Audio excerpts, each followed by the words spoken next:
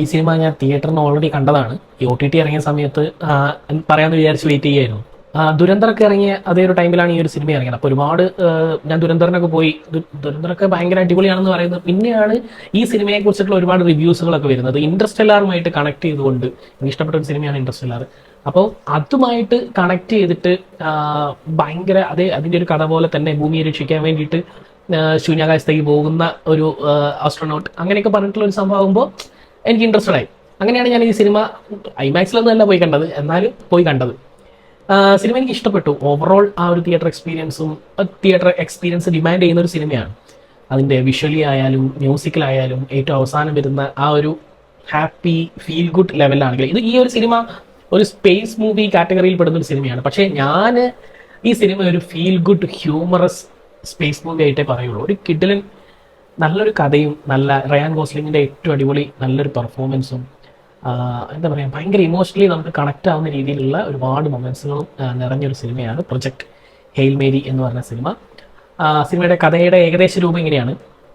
സൂര്യൻ്റെ ചൂട്, സൂര്യൻ ഇങ്ങനെ ജ്വലിച്ചുകൊണ്ടിരിക്കുകയാണല്ലോ. അപ്പോൾ ഇതിൻ്റെ പ്രകാശം മുഴുവനായിട്ടും ഒരു വൈറസ്, ആസ്ട്രോഫേജ് എന്ന് പറയുന്നുള്ള ഒരു വൈറസ് ഇത് തിന്നുകൊണ്ടിരിക്കുകയാണ്. അതായത് അത് ഇല്ലാതാക്കിക്കൊണ്ടിരിക്കുകയാണ്. അതായത് നമ്മുടെ ഭൂമിയിലെ മനുഷ്യർ കണ്ടുപിടിക്കുന്നു. അങ്ങനെ ഒരു 30 വർഷം കൂടെ കഴിഞ്ഞാൽ ഈ സൂര്യന്റെ ഈ ഒരു കത്തൽ സ്റ്റോപ്പ് ആവും. ഡിമ്മായി പോയി. വെയിലൊന്നും ഉണ്ടാവില്ല. ആകെ എന്താ പറയാ, സൂര്യൻ മരിക്കുക. സൂര്യനെ കൊല്ലുന്ന ഒരു വൈറസാണ്. സൂര്യനിൽ നിന്ന് വരുന്ന ആ ഫോട്ടോൺ രശ്മികളെല്ലാം ഇതിങ്ങനെ തിന്ന് ഇതിങ്ങനെ വികസിച്ചുകൊണ്ടിരിക്കുകയാണ്. ഇത് വീണ്ടും ഇങ്ങനെ പെരുകി ഓവറോൾ സൂര്യന്റെ നമ്മുടെ സണ്ണ് മാത്രമല്ല ബാക്കി നക്ഷത്രങ്ങളെയും കൂടെ ഇതിങ്ങനെ തിന്നുകൊണ്ടിരിക്കുകയാണ്. ഭയങ്കര മൈക്രോ ഓർഗാനിസംസ് ആണ്. വളരെ ആൽഗയൊക്കെ പോലത്തെ വളരെ ചെറിയൊരു സാധനമാണ്. അതിനെ നമ്മുടെ ഭൂമിയിലുള്ള അൾട്രാവയലറ്റ് എന്താ പറയുക ഭയങ്കരമായിട്ടുള്ള ലെൻസുകളും ഭയങ്കര ടെക്നിക്കലി ഇവർ കണ്ടുപിടിക്കുന്നു. അപ്പോൾ ഭൂമി ഇങ്ങനെ മരിച്ചുകൊണ്ടിരിക്കുകയാണ്. അതിനെങ്ങനെയെങ്കിലും ആ ഒരു വൈറസിനെ എങ്ങനെയെങ്കിലും ഒഴിവാക്കണം. ആസ്ട്രോഫേജ് എന്ന് പറഞ്ഞാൽ വൈറസ് എന്ന് പറയുന്നില്ല, ആസ്ട്രോഫേജിനെ എങ്ങനെയെങ്കിലും ഒഴിവാക്കണം, സൂര്യനെ രക്ഷിക്കണം. അപ്പോൾ അതിന് വേണ്ടിയിട്ട് ഒരു കൂട്ടം ശാസ്ത്രജ്ഞർ ഒരുപാട് കാര്യങ്ങളൊക്കെ പരീക്ഷിക്കും.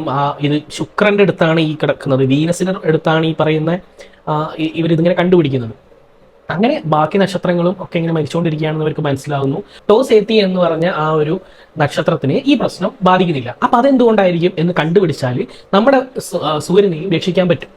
അങ്ങനെ ഒരു കൂട്ടം ശാസ്ത്രജ്ഞർ എല്ലാവരും കൂടെ നമ്മുടെ റയാൻ ഗോസ്ലിംഗ് അവതരിപ്പിക്കുന്ന ഗ്രേസ് എന്ന് പറഞ്ഞ ഒരു ബയോളജിസ്റ്റാണ്. ഇയാൾ ഒരു സ്കൂളിലൊക്കെ പഠിപ്പിക്കുന്ന ഒരു സാറാണ്. അപ്പോൾ ഇയാളെയും കൂടെ വിളിച്ചുകൊണ്ട് സ്പേസിലേക്ക് യാത്രയാവുന്നതൊക്കെ ഭയങ്കര രസകരമായിട്ടുള്ള ഒരു സാഹചര്യങ്ങളൊക്കെ ഉണ്ട്. അങ്ങനെ സിനിമ തുടക്കത്തിൽ നമ്മൾ കാണുന്നത് ഇദ്ദേഹം സ്പേസിൽ ഇദ്ദേഹത്തിന്റെ മറ്റേ ഈ പോഡ് ഉണ്ടല്ലോ, കിടന്നുറങ്ങുന്ന പോഡ്, അത് തുറന്ന് പുറത്ത് വരുന്നതാണ്. അപ്പോൾ ഇദ്ദേഹത്തിന്റെ കൂടെ സഞ്ചരിച്ച ബാക്കി ശാസ്ത്രജ്ഞന്മാരെല്ലാവരും മരിച്ചുപോയി. ഇപ്പം ഇദ്ദേഹം മാത്രമേ ഉള്ളൂ.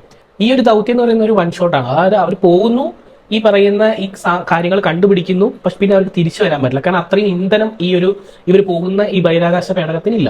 അങ്ങനെ ഗ്രേസ് ഈ പറഞ്ഞ ടോസേത്തി എന്ന് പറഞ്ഞ ആ ഒരു നക്ഷത്രത്തിന്റെ അടുത്തേക്ക് എത്തുമ്പോഴാണ് ഇതേ ഒരു ആവശ്യം, അതായത് ഇതേ ഒരു കാര്യമായിട്ട് മറ്റൊരു നക്ഷത്ര സമൂഹത്തിൽ നിന്ന് ഒരു ബഹിരാകാശ പേടകം ഗ്രേസിന്റെ ബഹിരാകാശ പേടകത്തിന്റെ തൊട്ടടുത്തെത്തുന്നത്.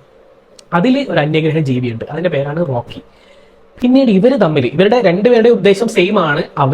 നമ്മുടെ സണ്ണിനെ രക്ഷിക്കാൻ വേണ്ടിയിട്ട് ഗ്രേസ് പോകുന്നു, അവരുടെ സണ്ണിനെ രക്ഷിക്കാൻ വേണ്ടിയിട്ട് ആ ഒരു റോക്കിയുടെ സണ്ണിനും ഇതേ ഒരു പ്രശ്നമുണ്ട്. അപ്പൊ അത് പരിഹരിക്കാൻ വേണ്ടിയിട്ടാണ് റോക്കിയും അതേ മറ്റൊരു നക്ഷത്ര സമൂഹത്തിൽ നിന്ന് വന്നത്. അങ്ങനെ ഇവര് രണ്ടുപേരുടെയും ദൗത്യം ഒന്നാണ്, അവരവരുടെ സൂര്യനെ രക്ഷിക്കുക. ഈ ഒരു മൈക്രോ ഓർഗാനിസത്തിനെ, ആസ്ട്രോഫേജ് എന്ന് പറഞ്ഞ ഈ ഒരു സാധനത്തിനെ എങ്ങനെ ഒഴിവാക്കാം, ഇതിനെങ്ങനെ എന്താ പറയുക നിർവീര്യമാക്കാം എന്നുള്ളത് ഇവർ രണ്ടുപേരും കൂടെ കണ്ടുപിടിക്കുന്നതാണ് പിന്നീട് സിനിമയിൽ. ഭയങ്കര രസമാണ് സിനിമ. പിന്നീട് ആ റോക്കി വന്നതിന് ശേഷമുള്ള സിനിമ എന്ന് പറയുന്നത് ഭയങ്കര രസമായിട്ട്, ഭയങ്കര ഹ്യൂമറും ഭയങ്കര ഫണ്ണായിട്ട് നമുക്ക് കണ്ടിരിക്കാൻ പറ്റുന്ന ഒരു സിനിമയാണ്. ഈ സിനിമ എനിക്ക് ഒരേ ഒരു വിയോജിപ്പ് മാത്രമേ ഉള്ളൂ, അത് റിവ്യൂ ടീമിനോടാണ്. ഇപ്പോൾ സോഷ്യൽ മീഡിയയിലൊക്കെ വരുന്ന റിവ്യൂ ടീമിനോടാണ്. ഇവരിത് കണക്ട് ചെയ്തത് ഇന്റർസ്റ്റെല്ലാറുമായിട്ടാണ്.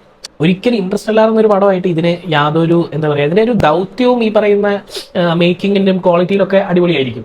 പക്ഷേ ഇത് ഇന്റർസ്റ്റെല്ലാറുമായിട്ട് അത് ഇന്റർസ്റ്റെല്ലാർ എന്ന് പറഞ്ഞാൽ ഫിസിക്സും ഈ പറയുന്ന മാത്തമാറ്റിക്സും എല്ലാം കൂടെ ചേർന്നിട്ടുള്ളൊരു സംഭവമാണ്.